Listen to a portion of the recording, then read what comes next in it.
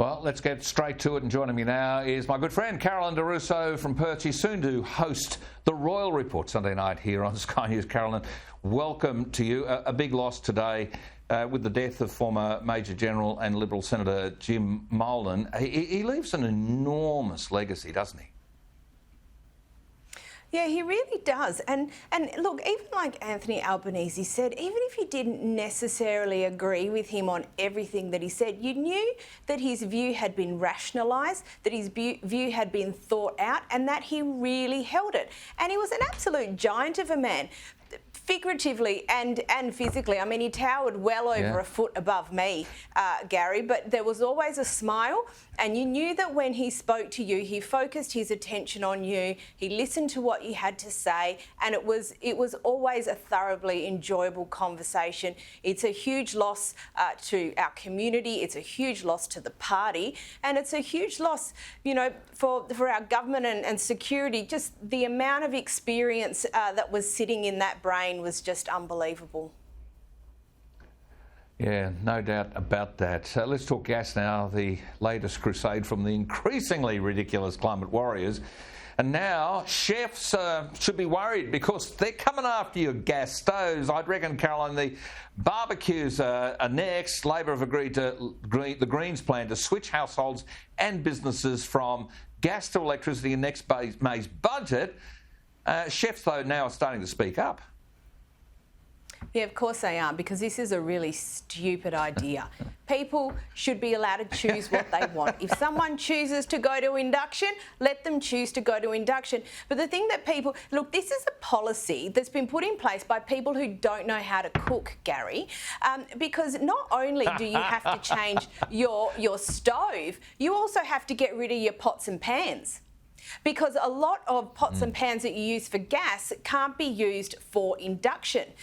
So I can understand why chefs are upset about it. You're going to see a lot of other people in domestic situations be really upset about it because, you know, there's people who use copper pots. They like to cook with their copper pots, and there'll be the old mamas and the nanas, particularly in from the Asian backgrounds, who like a wok over gas. Good luck trying to tell them that they can't have their gas stove. So I reckon they're going to have a fight on their hands for more than one quarter.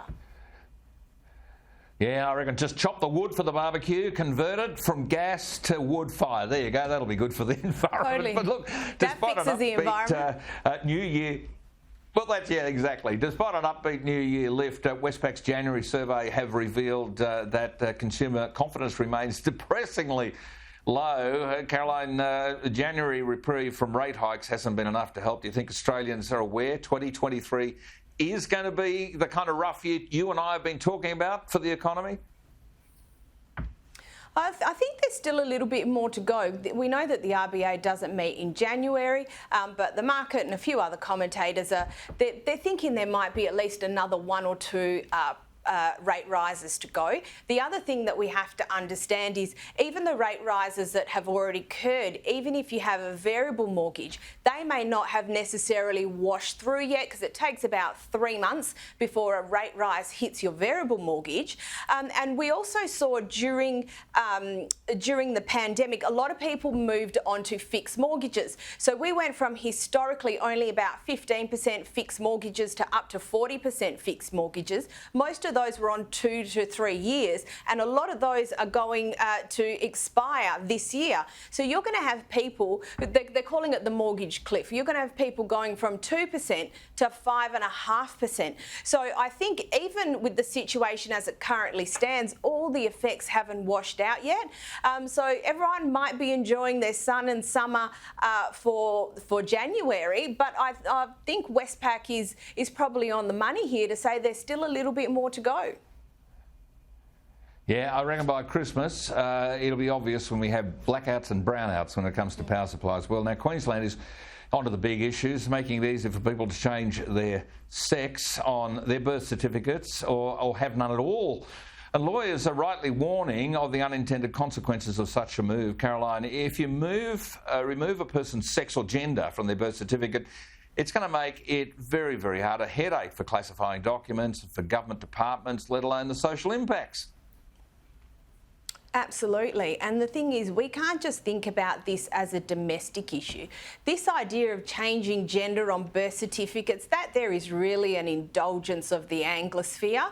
This doesn't happen in other parts of the world. And I know I've travelled a lot around South America. They ask you for your civil status. And that's something that we don't even have on our documentation, but it's something that they often ask for in Latin America. So if you're travelling around Latin America, they are going to ask for your gender, they're going to ask for your sex, and they're not, they want to know what's on your birth certificate. They're not particularly interested in whether you're non-binary or whether it's different this week to last week. They just want to know because they want to be able to identify you. The other place where this could end up being an issue is, what if we got missing persons? What if we're trying to look for someone who actually looks physically or objectively physically different to what the police are telling us that, that person identifies at or we're meant to be looking for? Like, there are a whole bunch of unintended consequences which I'm not really sure people have thought through.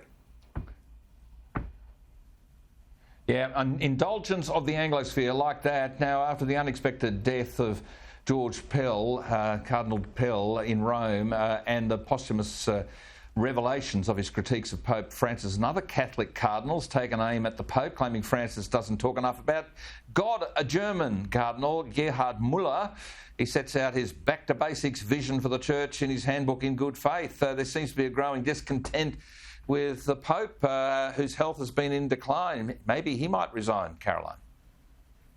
No, I don't think we're going to be that lucky, unfortunately. I'll declare my hand. It's going to be a surprise to absolutely no one that I'm a Roman Catholic, but I'm no fan of this Pope. I never really have been. The Pope's job, his job is to tend his flock, not to send it to the wolves, and I don't think he's done a particularly good job. But look, it will be very interesting to see what this read is. The little whispers that I've heard out of the Catholic sphere, there's a few people who are very interested to see in what this particular cardinal has to say. And look, I am always interested in doing things better. I'm always interested in people having a say. But, the Church has been around a very, very long time, and I think, they have to be a little bit careful about how revolutionary they get. Yeah, no, God is the basis of it, I thought. But anyway, Caroline, thanks so much for joining us tonight.